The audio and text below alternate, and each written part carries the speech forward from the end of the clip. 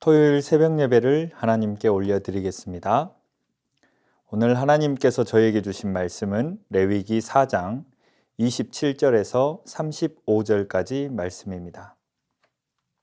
만일 평민의 한 사람이 여호와의 계명 중 하나라도 부지 중에 범하여 허물이 있었는데 그가 범한 죄를 누가 그에게 깨우쳐 주면 그는 흠없는 암염소를 끌고 와서 그 범한 죄로 말미암아 그것을 예물로 삼아 그 속죄 제물의 머리에 안수하고 그 제물을 번제물을 잡는 곳에서 잡을 것이요 제사장은 손가락으로 그 피를 찍어 번제단 뿔들에 바르고 그 피 전부를 제단 밑에 쏟고 그 모든 기름을 화목 제물의 기름을 떼어낸 것 같이 떼어내 제단 위에서 불살라 여호와께 향기롭게 할지니 제사장이 그를 위하여 속죄한즉 그가 사함을 받으리라. 그가 만일 어린 양을 속죄 제물로 가져오려거든 흠없는 암컷을 끌어다가 그 속죄 제물의 머리에 안수하고 번제물을 잡는 곳에서 속죄 제물로 잡을 것이요 제사장은 그 속죄 제물의 피를 손가락으로 찍어 번제단 뿔들에 바르고 그 피는 전부 제단 밑에 쏟고 그 모든 기름을 화목제 어린 양의 기름을 떼낸 것 같이 떼내어 제단 위 여호와의 화제물 위에서 불사를 지니 이같이 제사장이 그가 범한 죄에 대하여 그를 위하여 속죄한즉 그가 사함을 받으리라. 아멘. 공동체의 죄보다 더 빈번하고 문제가 되는 것이 바로 개인의 죄입니다. 교회는 죄를 짓지 않는 사람들이 모이는 것이 아닙니다. 성도 또한 죄를 짓지 않는 사람이 아닙니다. 이것을 당연히 여기면 안 되지만 그렇다고 여기에서 끝내서도 안 됩니다. 성도도 죄를 짓지만 성도는 죄를 덮어두지 않습니다. 여호와께 나아가 회개함으로 제사함의 은총을 누려야 합니다. 속죄제에는 개인이 드리는 제사가 따로 있습니다. 그것은 바로 각 개인의 죄를 깨닫는 순간 제사 드려야 함을 일러줍니다. 정상적인 사람은 모두 죄를 짓는 순간 머뭇거립니다. 죄책감을 느끼고 두려움과 수치심을 갖기 때문입니다. 이런 수치심에도 계속해서 죄를 짓는 이유는 죄에 대한 수치심보다 잠깐 동안의 쾌락과 욕망에 압도되기 때문입니다. 하지만 욕망이 언제까지나 지속되지는 않습니다. 이내 자신의 행위를 후회하게 되고 두려움을 느끼게 됩니다. 이렇게 두려운 마음이 들 때, 자신에게 실망하고 답답해질 때, 바로 이때가 용서를 구할 때입니다. 만약 하나님께서 당신에게 누군가를 통해 죄를 깨닫게 하시고 그 때문에 마음에 찔림이 있다면 하나님 앞에 무릎을 꿇어야 합니다. 그리고 어떻게 해야 구원을 얻을 수 있는지를 물어봐야 합니다. 어느 때고 죄에 대해서 하나님께서 주신 답은 회개입니다. 당장 죄가 드러나는 것이 부끄럽고 고통스럽다고 해서 죄를 감춘다면 그 죄가 사라지는 것도 아니고 영원히 감추어지는 것도 아닙니다. 왜냐하면 하나님께서 아시기 때문입니다. 죄를 짓는 것도 어리석지만 그것보다 더 어리석은 것은 죄를 짓고 그것을 감추는 것입니다. 회개할 기회를 절대 놓치지 않기를 소망합니다. 있는 모습 그대로 하나님께 나아가 고백할 때 씻음을 받는 것입니다. 또한 오늘 말씀 속에서 제사 드릴 때에 속죄의 제물을 드려야 함을 알려줍니다. 회개는 마음으로만 해서는 안 됩니다. 회개에 합당한 행위와 열매가 있어야 합니다.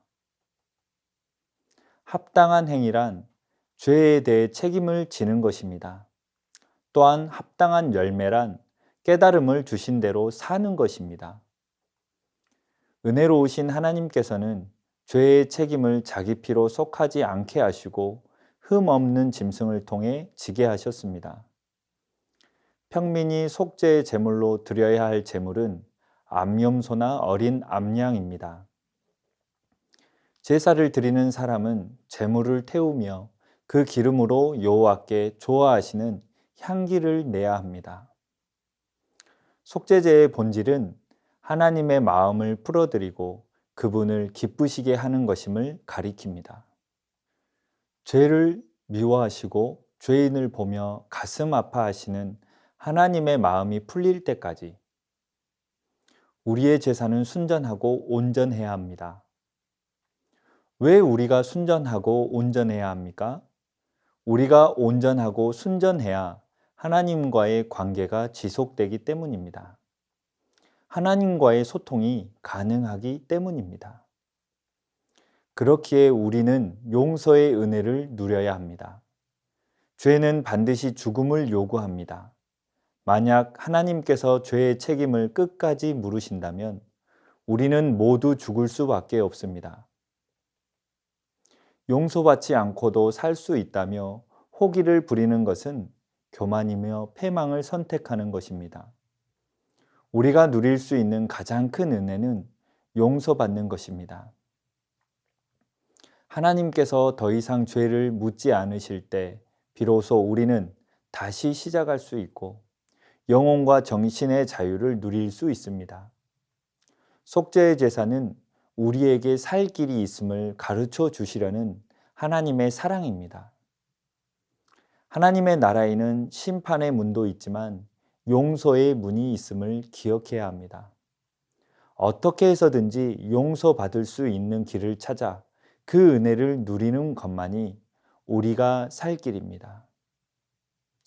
사랑하는 성도님들, 이 세상에서 죄를 짓지 않고 살아가는 사람은 아무도 없습니다. 그것은 성도들에게도 마찬가지입니다. 그러나 성도가 세상 사람들과 다른 한 가지는 죄를 짓지만 회개함으로 죄사함을 받을 수 있다는 것입니다. 하나님께서는 자기 백성들의 연약함을 아시기에 언제든지 그들의 죄악을 용서하시기를 원하십니다.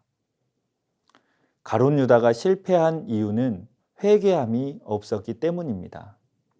베드로가 성공할 수 있었던 이유는 바로 회개함이 있었기 때문입니다. 사울이 실패한 이유가 무엇입니까? 바로 전심 어린 회개가 없었기 때문이고, 다윗이 성공한 이유는 침상이 적실 정도로 진심 어린 회개의 눈물이 있었기 때문입니다. 하나님께서 원하시는 것은 가룟 유다처럼 살았다 할지라도 회개하는 베드로가 되라는 것입니다. 다시 시작하는 출발점은 바로 회개의 자리입니다. 그 회개의 자리에서 용서함을 받을 수 있고 그 용서함을 통해 참 평안을 누리는 것입니다. 속죄제의 본질은 바로 하나님의 마음을 풀어드리고 그분을 기쁘시게 하는 것임을 기억해야 합니다. 오늘 말씀을 통해 속죄의 제사를 가르쳐 주시며 용서의 은총을 베푸실 하나님을 신뢰하며 담대히 하나님 앞에 나아가 용서의 참 평안을 누리는 은혜가 가득하기를 주님의 이름으로 축원합니다. 이 시간 말씀 의지하여 함께 기도하겠습니다. 죄를 깨닫는 은혜를 주옵소서. 하나님 앞에 다시금 자복할 수 있는 은혜를 주옵소서. 하나님께서 주시는 용서의 은혜를 누리게 하옵소서. 말씀 의지하여 함께 기도하겠습니다.